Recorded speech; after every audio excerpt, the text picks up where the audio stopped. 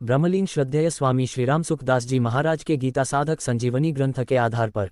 1. सांसारिक मोह के कारण ही मनुष्य मैं क्या करूं और क्या नहीं करूं इस दुविधा में फंसकर कर्तव्यच्युत हो जाता है। अतः मोह या सुखासक्ति के वशीभूत नहीं होना चाहिए।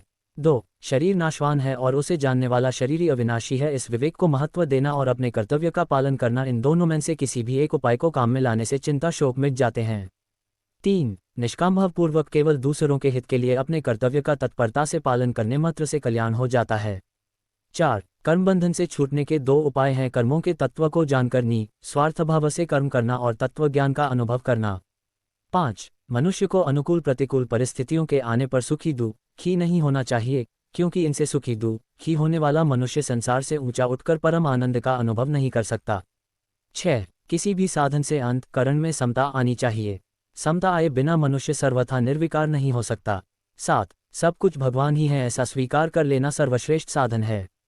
8. अंतकालीन चिंतन के अनुसार ही जीव की गति होती है, अतः मनुष्य को हरदम भगवान का स्मरण करते हुए अपने कर्तव्य का पालन करना चाहिए, जिससे अंतकाल में भगवान की स्मृति बनी रहे। 9. सभी मनुष्य भगवत प्राप्ति के अधिकारी हैं, चाहे वे किसी भी वर्ण, आश्रम, संप्रदाय, देश, वेश आदि के क्यों न हों। 10. संसार में जहाँ भी विलक्षणता, विशेषता, सुंदरता, महत्ता, विद्वत्ता आदि दिखे, उसको भगवान का ही मानकर भगवान का ही चिंतन करना चाहिए। 11. इस जगत को भगवान का ही स्वरूप मानकर प्रत्येक मनुष्य भगवान के विराट रूप के दर्शन कर सकता है। 12. जो भक्त शरीर, इंद्रियां, मन, बुद्धि सहित अपने आप को भगवान के अर्पण कर देता है, वह भगवान को प्रिय होता है। 13. संसार में एक परमात्मा तत्व ही जानने योग्य है, उसको जानने पर अमृता की प्राप्ति हो जाती है। 14. संसार बंधन से छूटने के लिए सत्व, रज और तम इन तीनों गुणों से अतीत होना जरूरी है। अनन्य भक्ति से मनुष्य इन तीनों गुणों से अतीत हो जाता है।